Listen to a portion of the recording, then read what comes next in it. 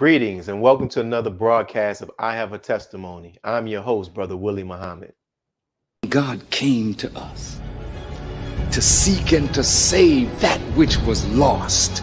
He raised a man from among us. He, the Honorable Elijah Muhammad, laid the foundation. What I'm doing is something that comes from him through me, and the thing that he uses in me to do the work is my faith in him and the word that he taught. To produce men and women who wanted to clean up their life and build an independent nation for the glory of God. Greetings. Today we are blessed to have as a guest student minister, Brother Robert Muhammad of Muhammad Mosque, number 35 of Wilmington, Delaware. Here's a clip of him introducing one of our Nation of Islam scholars, Brother Dr. Wesley Muhammad. If the Caucasian would accuse God of taking advantage of him, because the Caucasian could say, "Here, God, you made me. You made me a vessel of dishonor. Come on. You made me this vessel to hate you and to hate the original people. Now you just want to kill me. Why would you do this, God?" Come on, come on. But Almighty God, he doesn't go like that. The Honorable Minister Farrakhan says that he raises one from between the knees of Pharaoh.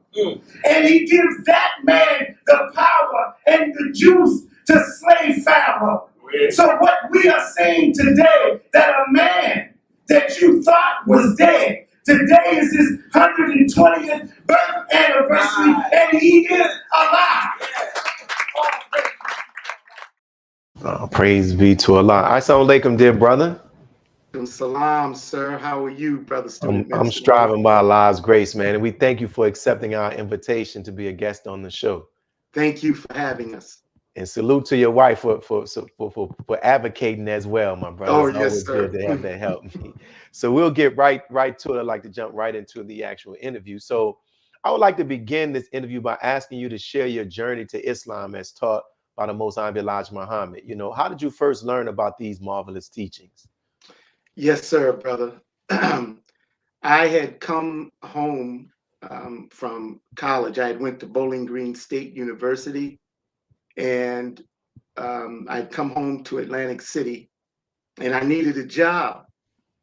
So the casino industry was hiring, and so my first job I got for the summer was at the Golden Nugget Hotel Casino, and I was a bar porter. There was a good job for me because I didn't drink. I didn't like drinking. Weed was my thing. But what happened was, it was a brother that was from Philadelphia that was training me to be a bar porter. And so what happened, I saw a black man and a white woman walking by the bar. And I said to myself, I said to him, it looks as though we're coming together. And when I said that, this brother named Brother Jerome began to teach me. Now, I never heard of Elijah Muhammad.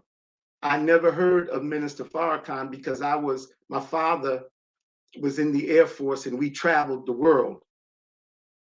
So when we come back to Atlantic City, Pleasantville area, I go off to school, come back, never heard of him. So when this brother went and taught me for about an hour and a half about Elijah Muhammad, Master Farrakhan Muhammad, and Minister Farrakhan, I believed him. But I never saw a picture of the Savior, Elijah Muhammad, or Minister Farrakhan. After an hour and a half of he teaching me about the Nation of Islam, I believed it on sight. And I asked him, well, how do I meet this man? Where can I go? Because there was no mosque in Atlantic City at that time. The Imam Wafdi Muhammad had a strong presence. And at that time, Philly was was the place. And that's how I heard the teaching of the Honorable Elijah Muhammad in a bar. About your testimony made me think about something the Honorable Minister Louis Farrakhan said, that when we come into belief, immediately went after hearing it for the first time, like we were meant to believe in this. And for That's that, right. like for that hour when you were on it, that's something. So also, can you share with us how you became the student minister of Muhammad Mosque number 35? What happened at Mosque number 35? Yes, brother. During the Million Man March, I was going through domestic issue, and I had called Minister Farrakhan, and Minister Farrakhan told me, brother, after your divorce is final, you can go back on the post. What happened was I had called the minister because I was having issues and problems, and the minister told Sister Rebecca, who was my wife, to call him. And so I told her, I said, the minister said, call. The minister said, call. But she didn't. And I got so emotional, and I was like, well, that's done. That's it. Looking back at it, you might have been a little bit more merciful. But after the minister told her she did not, then me and my emotional self, we went on and divorced. And then after the divorce was over, the minister said, you can go back on your post, but that never happened, brother. What happened was that was a big, big trial for me. The trial was that, as Brother Mutakir said last week, you're tried when you don't have the post of minister or captain. And in fact, about it, the minister had told us one time that to be qualified to become a laborer, you have to, if you take a bus, to stand that bus and to walk through the bus, that's the test of you being a laborer. And after I had went through the divorce, after I had told the minister that my divorce was final, it came down that they did not want me as the student minister in Atlantic City anymore. So at that time, Brother Rodney was given, around that time, Brother Rodney was given the Delaware Valley. So he used me. And so what happened, the minister would tell me to meet him here, meet him there, because he was still traveling on the East Coast. But every time I got to the door, for some unfortunate reason, I never got an opportunity to see the minister. And so 5 years later, I'm still in the mosque, doing what I'm doing, helping Minister Rodney in Philadelphia or whatnot. I wrote the minister. Then I called it. Then it was Sister Sophia, Minister Farrakhan's administrative assistant.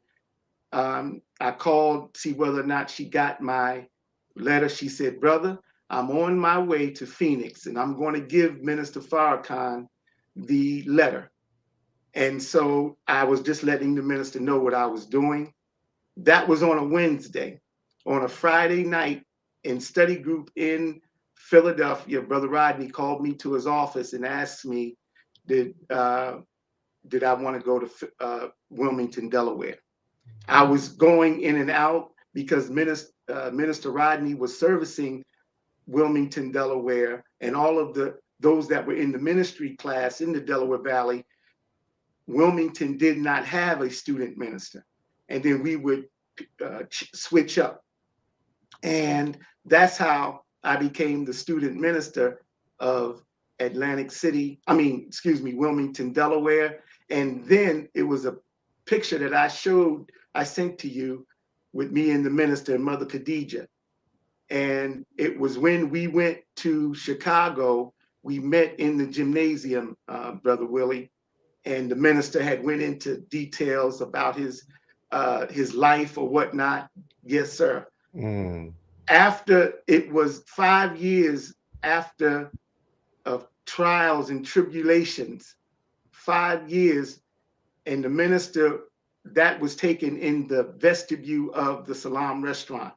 And the minister looked around and he said, "Brother Robert, come here, brother." And brother, he told me, trials purify. He said, "You're a better man, a wiser man, a better minister, a wiser minister. You may go on, brother. Nobody gonna bother you." It was, and so, brother, I was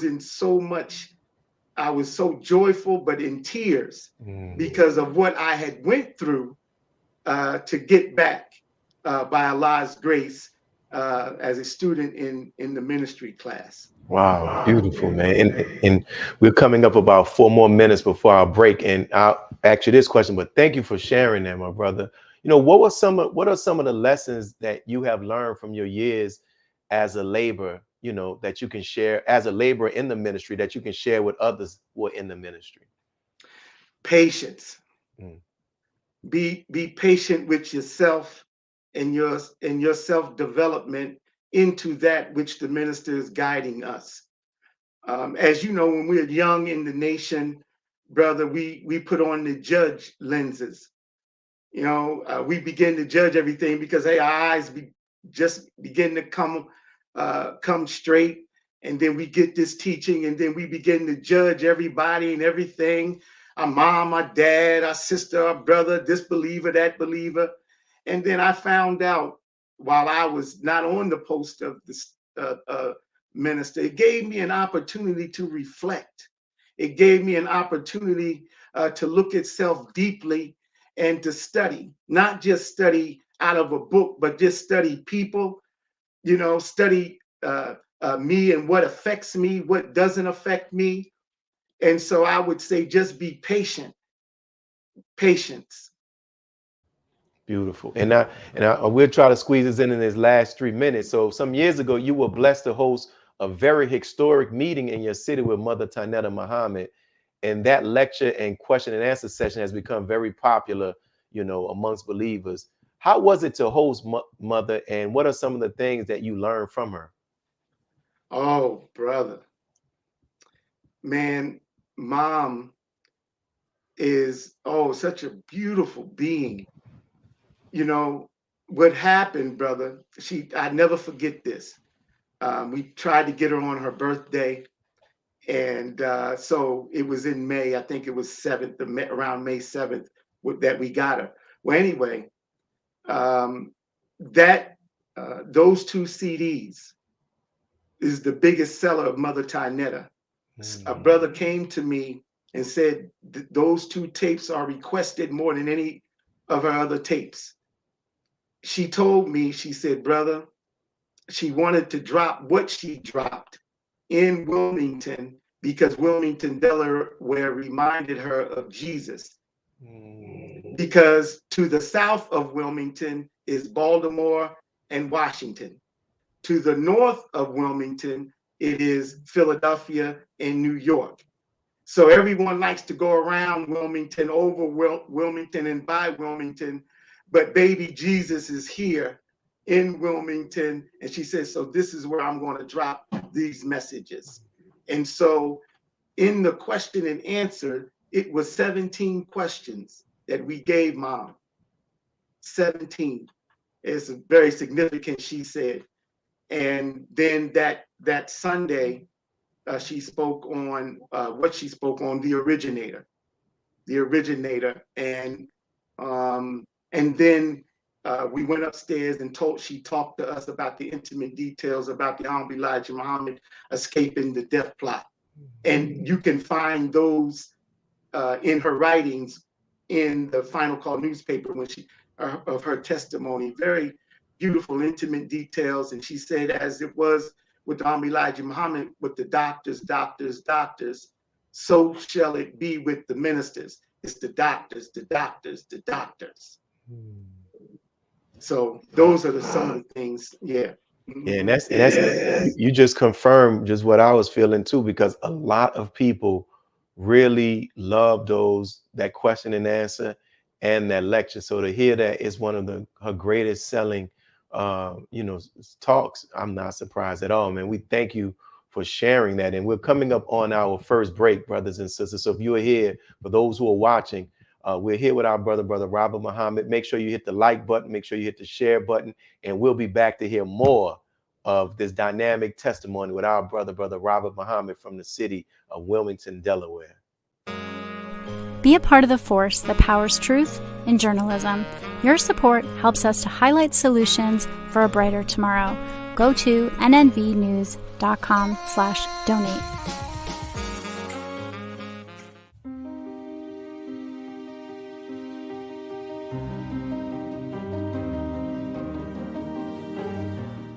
Now you can get the same uncompromising truth you've come to expect from the Final Call newspaper on all your connected devices. Subscribe to the Final Call Digital Edition today. Go to subscribe.finalcalldigital.com.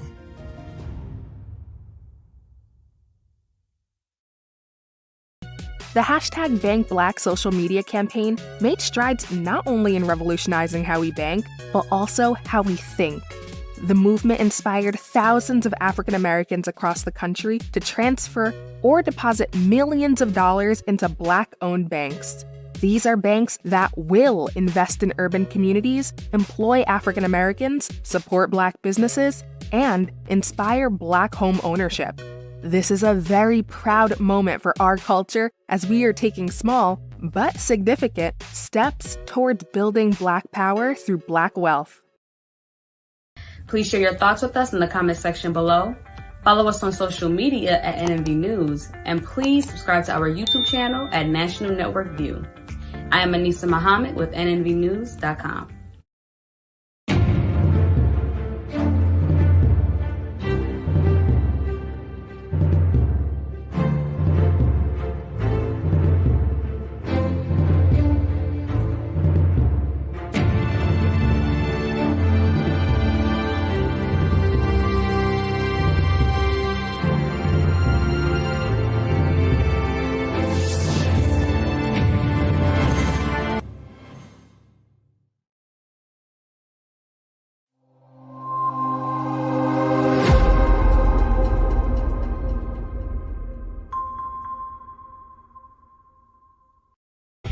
And we're back, brothers and sisters, and thank you all for returning. We're here to continue our interview with Brother Robert Muhammad. I want to ask this question.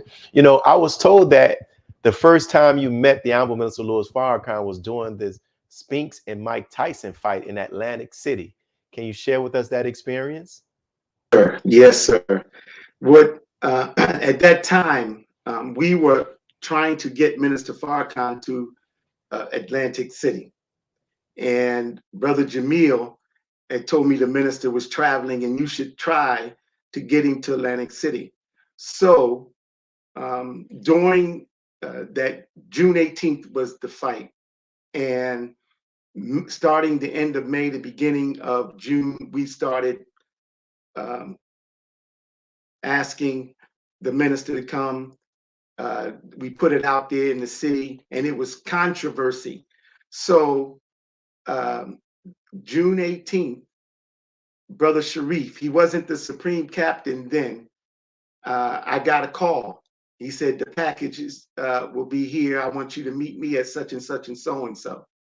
So when I got the call, I went and went to his hotel room. And brother, for the first time, when I came into his hotel room, he was sitting down. He had a white sweat jack suit on, and he was reading the New York Post.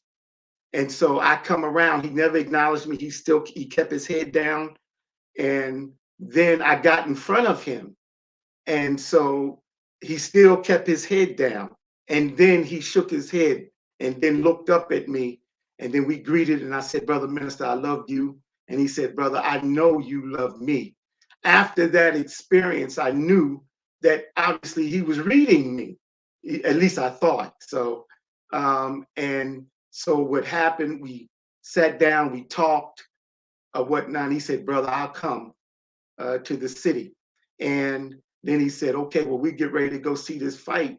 And so Donald Trump did not allow the minister into Trump, or he had control over the fight. And Brother Sharif had went to ask Don King for some tickets. And Don King said he could not do it. Unfortunately, the minister had to travel to Philadelphia to see the fight on closed circuit. And guess what? Your little brother, the minister, told me to lock down the hotel room. Now, this is my first day meeting Minister Farrakhan. And he had me sit there to secure the place. Brother, I sat down, I didn't move, you know, I sat there just stoic and, just, wondering, oh my God, and then a few hours later, the minister shows up and then he said, I'll see you tomorrow. And then I came, I think we might've had coffee or whatnot. And then that was the first time that I met the minister in 1988. Wow. Yes, sir. Man, this is beautiful because in a testimony I did with Brother Captain Emeritus Dennis Muhammad, he talks about that situation with the Donald Trump and how they went to Philadelphia to catch the fight. And when the minister was leaving out, the people saw it was the minister and they just started cheering and everything like that. And now to know to connect that with that history. And also, I've heard about this place before, but I have yet to visit it. Talk about the boardwalk in Atlantic City. And your wife really helped me with preparing for this interview. She said how, you had the opportunity to walk the boardwalk with the Honorable Minister Louis Farrakhan. Is there anything that you can share about that experience and what you remember? After the minister came in September, it was September the 18th, he came. I said, Brother Minister, I was trying to get you on my birthday. And he said, what day was that? I said, September 17th, the day of your vision. He said, oh, brother. And so he said, so what happened? We went to the Showboat to have coffee. The minister, Supreme, and the team. And the Showboat executives found out that the minister was in the coffee shop, and it was 10 to 12, the big boys from Showboat all came in to see us. And the minister was just cool, and whatnot. After we leave, the sisters that are cocktail waitresses were asking the minister for his autograph. So as we exit Showboat, we walking down the boardwalk, and then he's just teaching me. He said, brother, I gave you people. And he gave me instructions of how to cultivate and guide the people. Now I'm still young. I think I was like maybe 23 years old when we brought the minister in 1988 to Atlantic City. He's still young and just ignorant in a lot of ways. But he was just guiding me and giving me lessons and whatnot. And that was the walk that we had down the famous boardwalk in Atlantic City. Also able to have dinner with the minister during the early rebuilding stages of the Nation of Islam, I was told. So are there any memories from that time or any little jewels that you can share that he may have shared with you all at the dinner table? Yes, plenty. My first time being at the table was in 1988. From 1988 on, by Allah's grace, I've just been blessed. But it was one instance, brother, and you might have been there.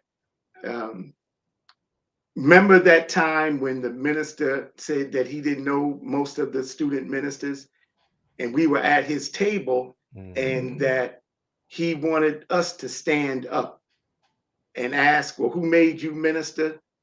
And I want to approve you, or I want to qualify you. And So I was the third one. It was two people, and I was the third one that got up. And you know, brother, when you at the boss's house and you got to stand up, you on display. And I was so nervous. So when I get up, the minister says, brother, I hear you doing pretty good. I didn't say nothing. And he said, have you filled the mosque yet? I said, no, sir. He said, well, fill it and then go get another one and fill that. And then he went on.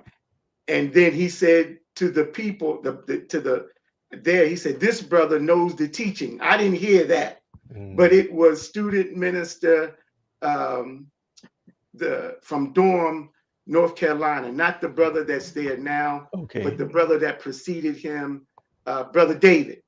Brother David said, brother, did you hear what the minister told you? And I was like, no, because I was so nervous, and on the spot there that I didn't hear none of that. And then he told me, and I said, man, I didn't believe it, that I knew the teaching. And then I went home and reread Message to the Black Man, Our Savior Has Arrived, memorized my lessons. So I said, if he said that, I'm going to make sure I'm going to try to know this thing. So that was one of the biggest things. And then, brother, I remember one time he beat me up. This was the second time, and he tried me. And I had to go to Norfolk, Virginia. He was at the Scope in Norfolk, Virginia. And we were getting Minister Farrakhan to come to Atlantic City for the second time. So when I get into the hotel room, the minister looks at me and he starts to get on me because he said, brother, you look like you picked up about 40 pounds. And then he would talk to other people. Mother Khadijah went to get a slice of birthday cake, and my wife would tell you, I love birthday cake, brother. Man, for me to ask, please. The minister was on me for about a half hour, brother, beating me up about my weight. And these were people that were there looking in on that. And I was just like, wow. And guess what? What happened, brother, at the end, on our way walking out, the minister looked at me and I had a check in my hand that the believers raised. We raised about $1,500 or some more to give to the minister because, the Quran teaches us about giving the messenger when we're about to see him a gift. And so I gave him that and he smiled at me. Now, I don't know whether or not he knew, but I knew the God knew. So the God was probably testing him, testing me through him. All right. And then you know how we as Negroes act when we get mad. I ain't going to give up nothing. But I gave it up and I smiled. So when he saw me again, when he came to the city, I worked on my weight and got that bad boy down. Praise be to Allah. Beautiful story, man. And I really appreciate you sharing that because, sometimes people won't share stuff like that, but you talk about that trial and the success of you passing it as well, man. So time is flying by so fast and we still have another half an hour of this interview. For those who are watching, stay tuned to hear more of this interview with our beautiful brother Robert Muhammad, and make sure you continue to keep sharing this and asking others to join on as well. Peace. Be a part of the force that powers truth in journalism. Your support helps to combat false media. Cash App NNV News. AsiaticMinds.com. Online education, helping our children to discover their God-given skills, gifts, talents, and passion that will allow them to see their greatness, as well as the greatness of our people. And upon discovering that greatness, infusing them with the desire to use it for the betterment of themselves, their families, our people, and the world. 2022 through 23 enrollment waiting list open now. Visit AsiaticMinds.com.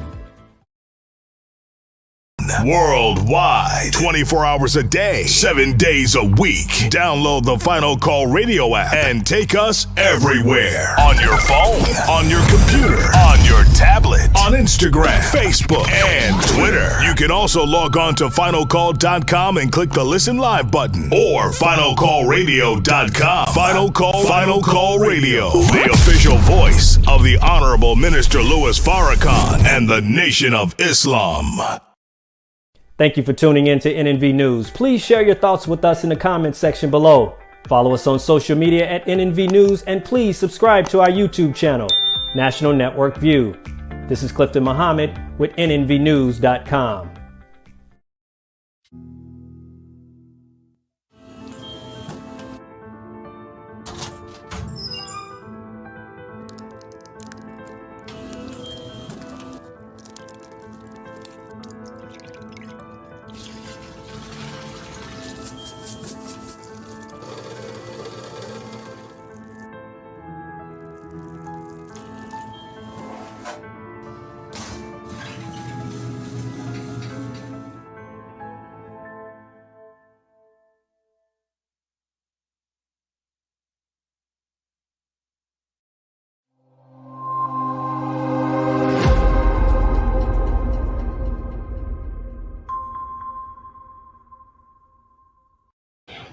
And we're back, brothers and sisters, with more of this interview with our brother Robert Muhammad. And you've heard him share some very dynamic and great and very interesting stories. Now I want to talk about this. In one of our pre-conversations about this interview, you mentioned how the Honorable Minister Louis Farrakhan told you that you got your stars and your stripes during one of the visits to the city you were over. Can you explain the circumstances that made him say such?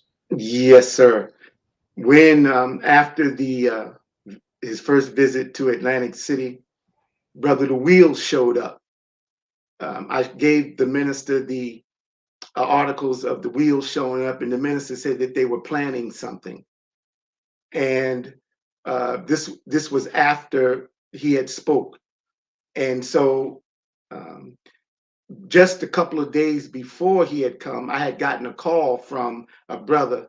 And he said, brother, I see a whole bunch of FBI, CIA agents coming into the Trump Plaza.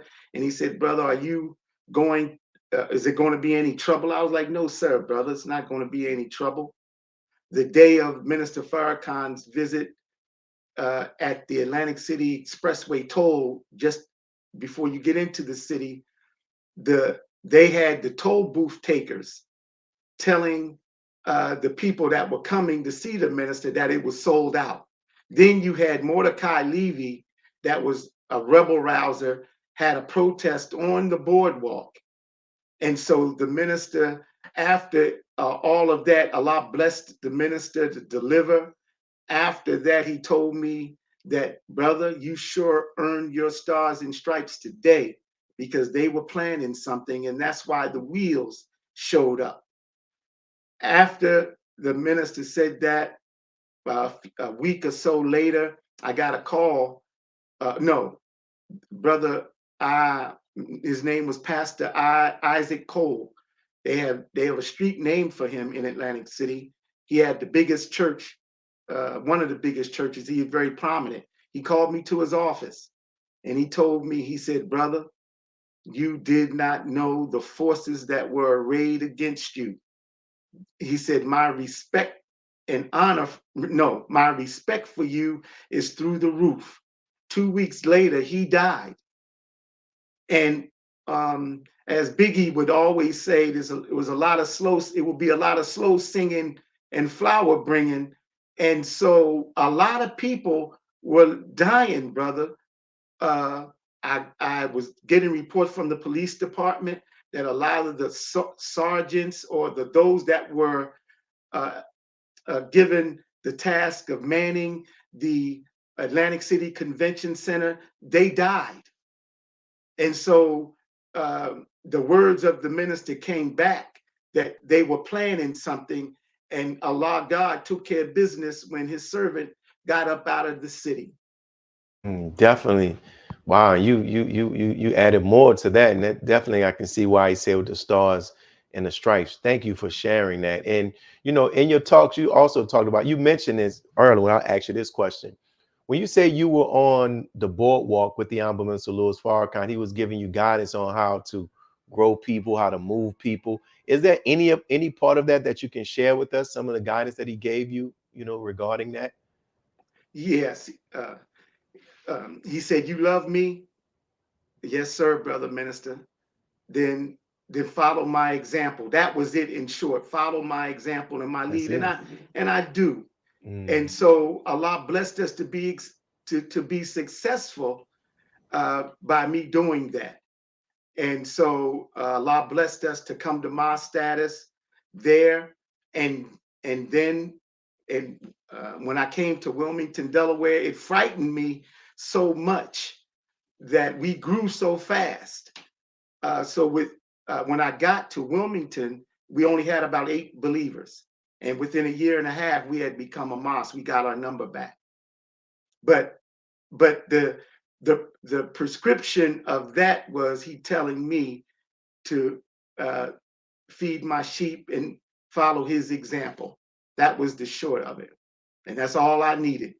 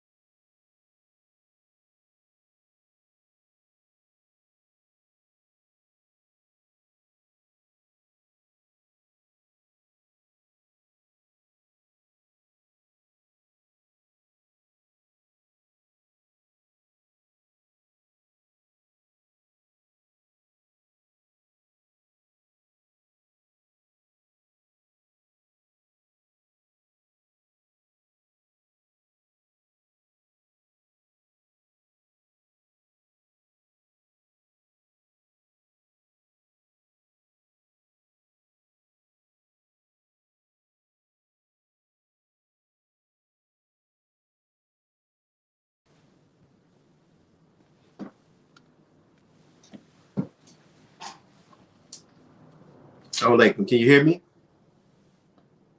We didn't had this. It's. Can you hear me? Yes, sir. We gonna work. We gonna work and overcome obstacles. So the last part that I heard you were talking about, the Honorable Minister Louis Farrakhan said to follow his example, and if you can pick up from there. Right. And to feed my sheep the way that he does. Mm. And so that has always, I have always strived to do that. And Allah has always blessed all of us. Obviously, when we do that, we are successful. Mm. And so that was his instructions and guidance to me then. And that's always a thread in his messages to us. Mm. Beautiful, beautiful. Mm-hmm. And also, you talked about how we'll talk about when you talked about how the minister stood you up before the 300 laborers. You want to talk about that? Yes, brother.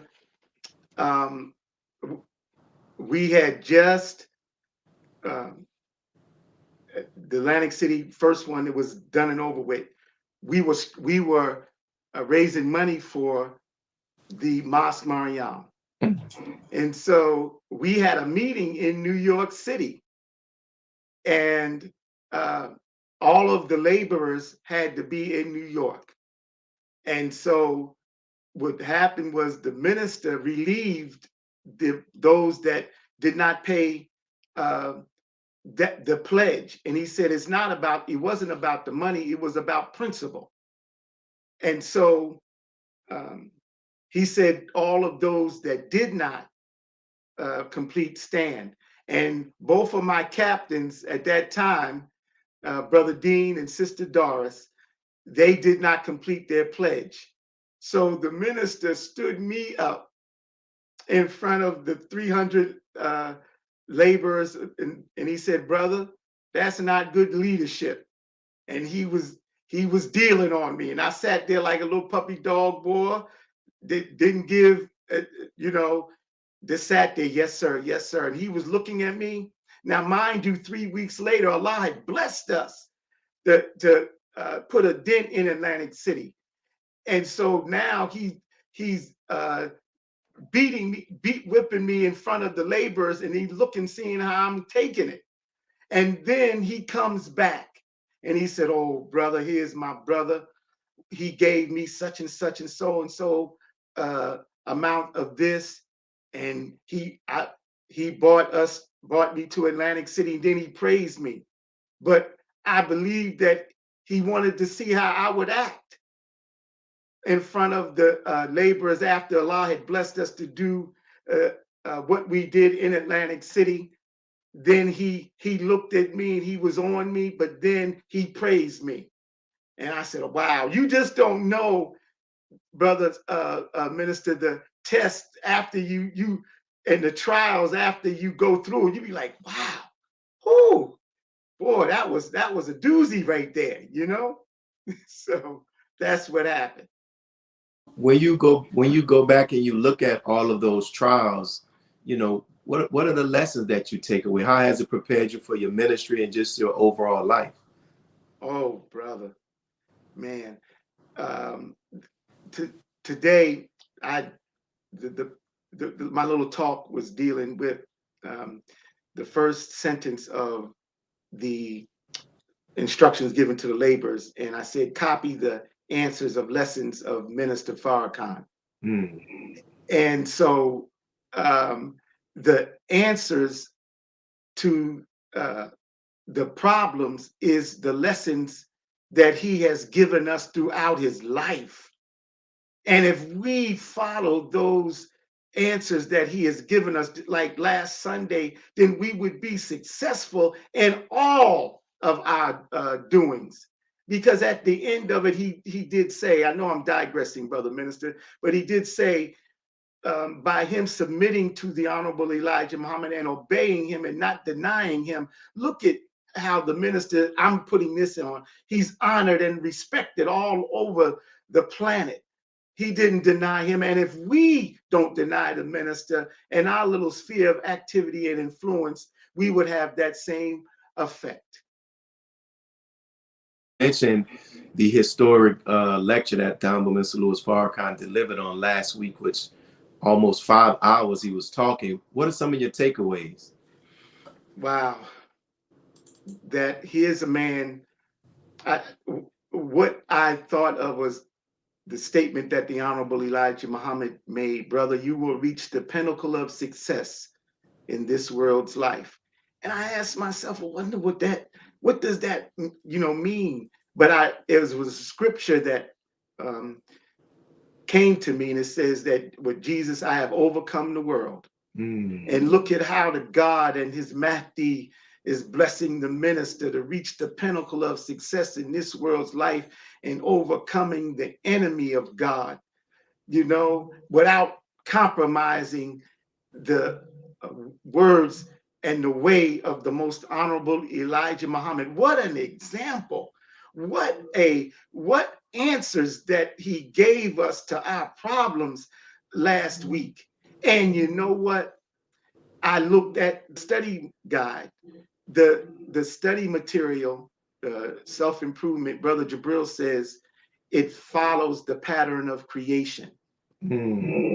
And so when the minister said in the criterion that it was the two hands that made him and created him, I was looking at a man that, as he said, he's going to get his diploma, that he has not only gone through, but has mastered that course called self-improvement, and has given us the answers of the lessons in self-improvement for us to become like him on our little sphere of activity and influence.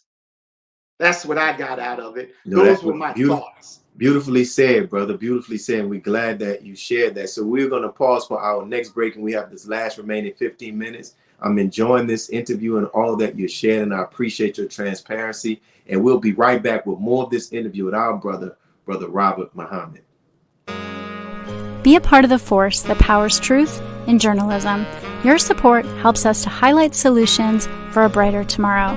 Go to nnvnews.com/donate.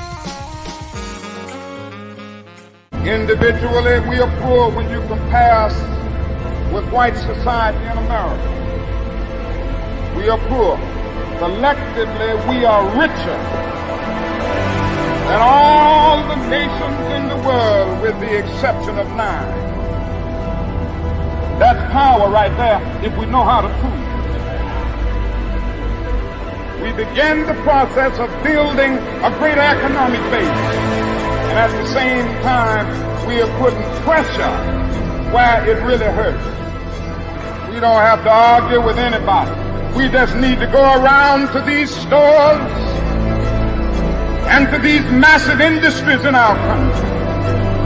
Say, God sent us by here to say to you that you're not treating His children right.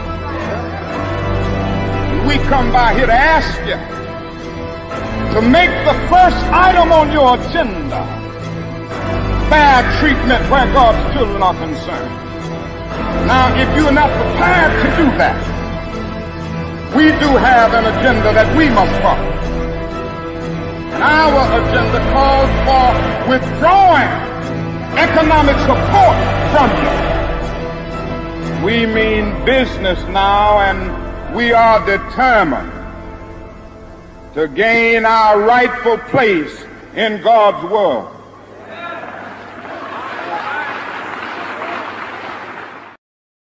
AsiaticMinds.com.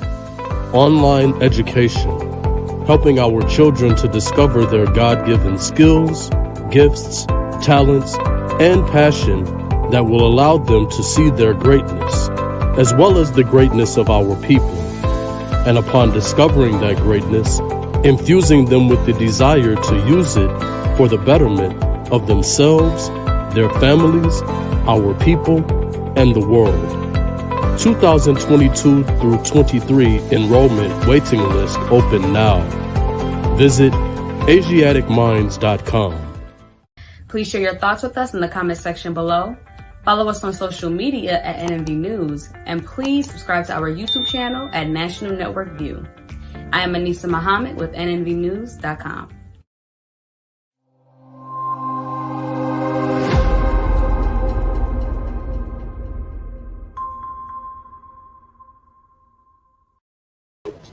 And we're back, brothers and sisters, to conclude this interview with our brother Robert Muhammad. I would like to ask you, as you reflect back on your times as a member of the Nation of Islam, what would you say have been some of the most profound lessons you have learned?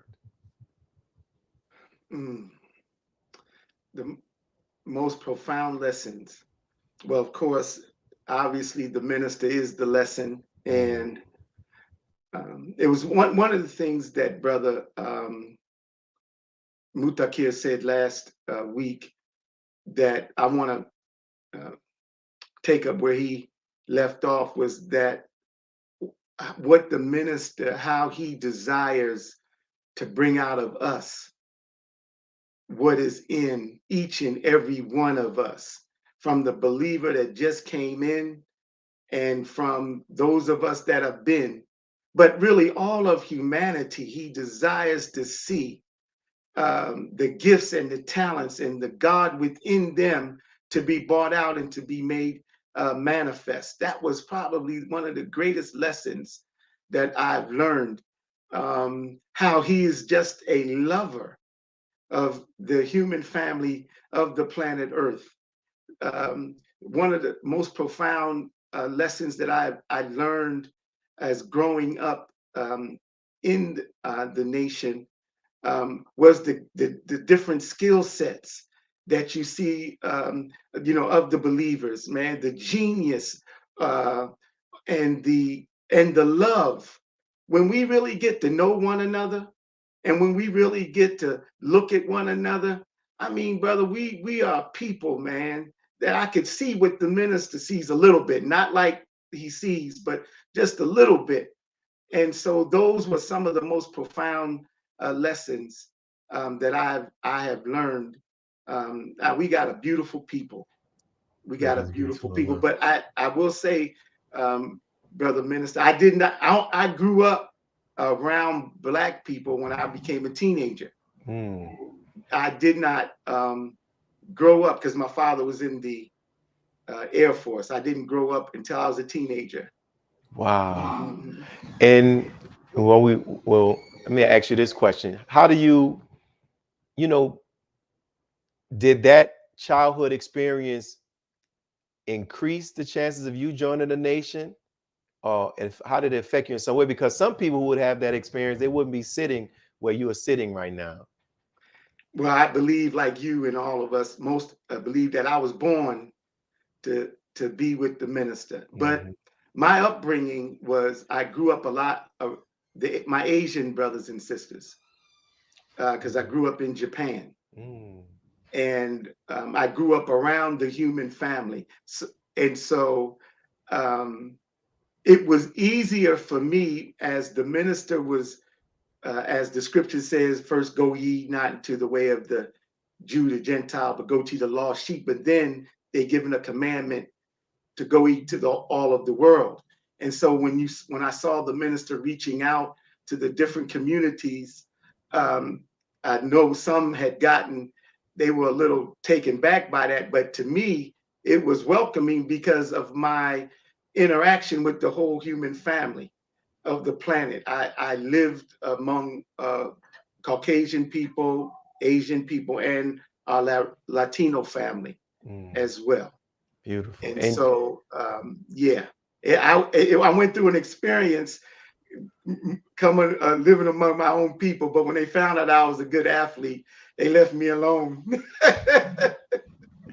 Man, I often ask a lot of the people who appear on this show this same question, and because the whole purpose of this series is really just to record the testimonies, making our gospel.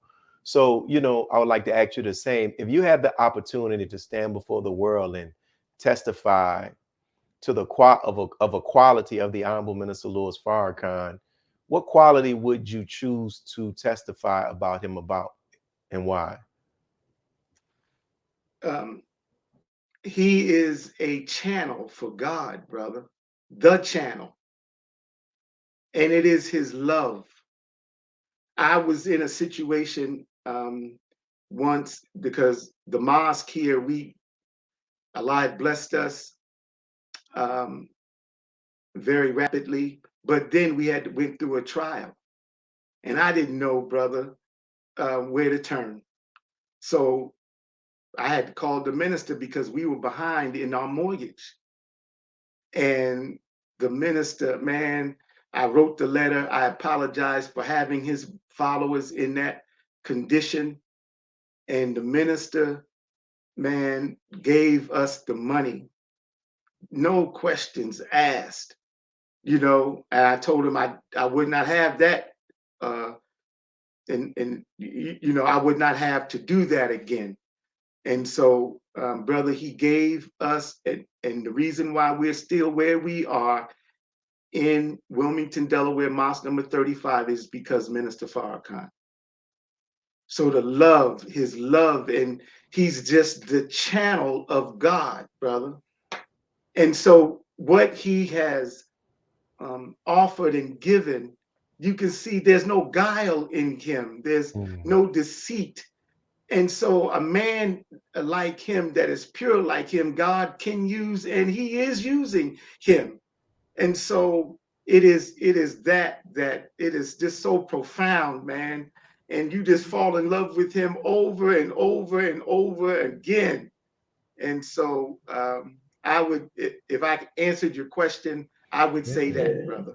No, you definitely answered, brother, and I really appreciate your sincerity and just your openness, because is in your answer to that just now is further confirmation of why we do this show. Because I was sitting at a table with the Honorable Minister Louis Farrakhan, and he was talking about how the IRS was trying to say that the number 2 poor is just his personal slush fund, and the minister went on to talk about how there are thousands of people that he helps, those that he know and those that he doesn't know. That's right. And one of the members of the executive council talked about the need for those who've been helped by the minister in financial ways to also talk about it. So I'm glad that you were able to share that, because that's documentation. It's a part of what we're doing as relates to this testimony. So I'm happy that you were able to share that, because it's showing the man that we have in our midst. So we're getting close to the end of this broadcast, and I thank everybody who stuck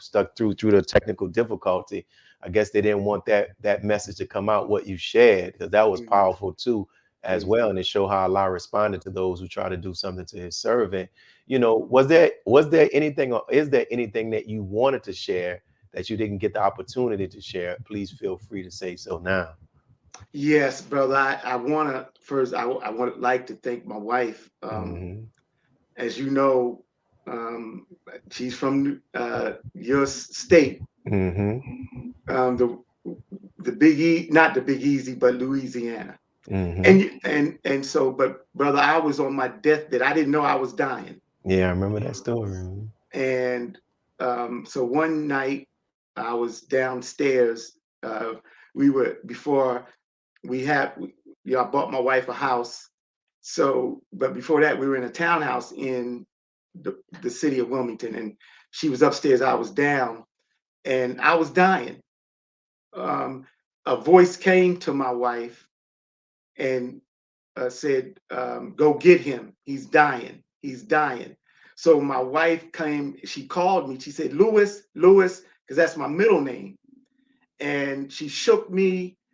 She pulled the covers back. I had urinated and defecated on myself, I believe. And we had just married.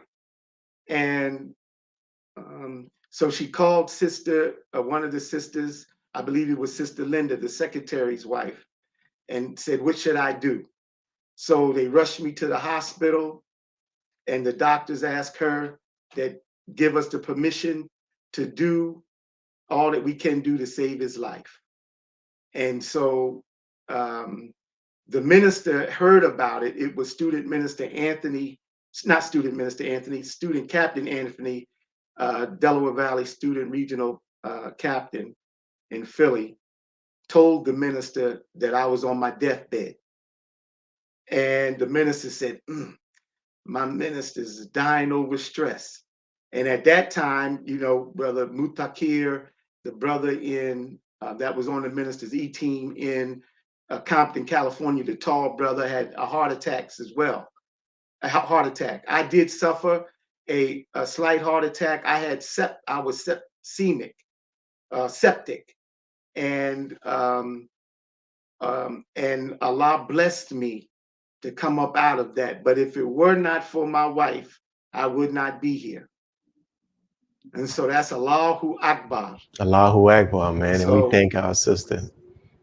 All praises due to Allah. So, hey, man, my wife, hey, boy, goodness sakes, she saved my life. Allah used her to get your brother. So I'm here today.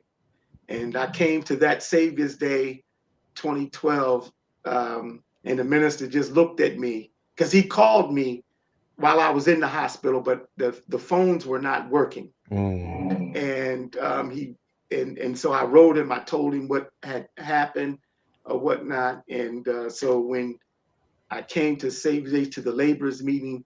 He looked at me and smiled. I know he prayed for me, and I was praying for myself as well. Beautiful, man. Thank you, brother.